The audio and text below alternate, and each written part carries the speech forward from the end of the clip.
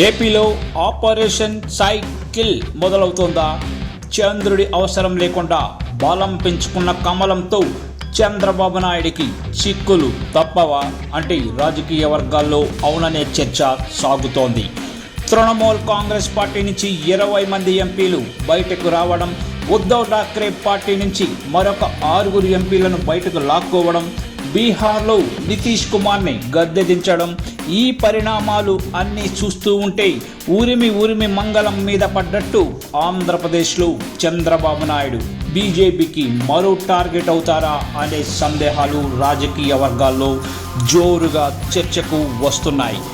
ఎందుకంటే 2024 సార్వత్రిక ఎన్నికల్లో బీజేపీ కేవలం 240 సీట్లకు మాత్రమే పరిమితం కావడంతో అప్పట్లో జేడీయూ నితీష్ కుమార్, తెలుగుదేశం పార్టీ చంద్రబాబు నాయుడిపైనే ఆధారపడి కేంద్రంలో ఎన్డీఏ ప్రభుత్వం మరోసారి నిలబడేందుకు వీరిద్దరూ ఊతకర్రగా మిగిలారు.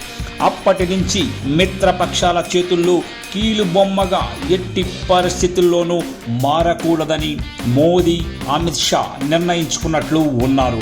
అందుకు తగ్గట్టుగానే పావులు కదుపుతూ ఒక్కొక్క ప్రాంతీయ పార్టీని దెబ్బ కొడుతూ ముందుకు వెళ్తున్నారు. అటు తమ కాళ్ళ కిందకు నీళ్లు రావనే ధీమాతో నితీష్ కుమార్ బీహార్ ఎన్నికలకు వెళ్ళగా ఆయన చేతికి ముఖ్యమంత్రి పదవి ఇచ్చినట్లే ఇచ్చి ప్రస్తుతం ఆ పదవి సైతం లాక్కొని జేడీయూ పార్టీని తమ చెప్పు చేతుల్లోకి తీసుకుంది బీజేపీ. ఇది చంద్రబాబు నాయుడికి మొదటి డేంజర్ సిగ్నల్స్ అవ్వాల్సింది. ఎందుకంటే జాతీయ స్థాయిలో కింగ్ మేకర్లమనే భావనలో ఉన్న చంద్రబాబు, నితీష్ కుమార్ తమ పునాదులను కదిలించేలా బీజేపీ అత్యంత చాకచక్యంగా వేస్తున్న వ్యూహాత్మక అడుగులను పసిగట్టడంలో పూర్తిగా వైఫల్యం పొందారు. ఇక పశ్చిమ బెంగాల్ ఎన్నికలు ఎలా పూర్తయ్యాయో లేదో మమతా టీఎంసీ పార్టీపైనే బీజేపీ గురిపెట్టి ఏకంగా 20 మంది ఎంపీలను బయటకు లాగేసి ఎన్డీఏలో చేర్చుకొని మెజారిటీకి అత్యంత చేరువగా చేరుకుంది. ఇది చంద్రబాబు నాయుడికి అతిపెద్ద డేంజర్ సిగ్నల్. ఎందుకంటే అటు టీడీపీ అవసరం లేకుండానే ఎన్డీఏ నిలబడే స్థాయికి చేరుకుంది. ఇక అతిపెద్ద మాస్టర్ స్ట్రోక్ మహారాష్ట్ర శివసేన ఎంపీల చేరిక.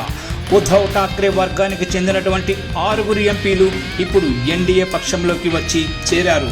దీంతో బీజేపీ మొదలుపెట్టిన రాజకీయ అక్షర వ్యూహం ఫలించి చంద్రబాబు అవసరం లేకుండానే సొంతంగా మనుగడ సాగించేలా పార్లమెంటులో బిల్లులు పాస్ చేసుకునేలా తన మ్యాజిక్ ఫిగర్ అందుకుంది బీజేపీ.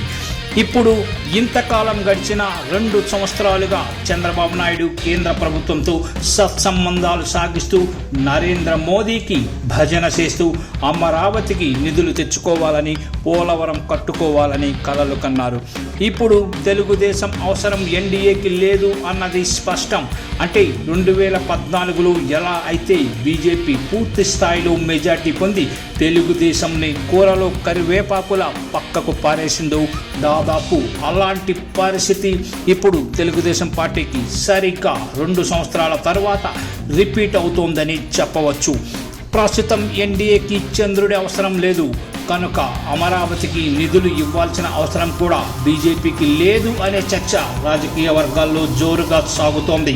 అపర చాణక్యుడిగా పేరు తెచ్చుకున్న చంద్రబాబు బేషరతుగా 2024లో ఎన్డీఏకు మద్దతు ఇవ్వడమే దెబ్బ కొట్టిందా? ఏమాత్రం బేరసారాలు చేయకుండా సరెండర్ అనే పద్ధతిలో వెళ్ళడం తనను తాను క్లోజ్ చేసుకునే విషయం అవుతుందా అనేది భవిష్యత్తు తేల్చనుంది.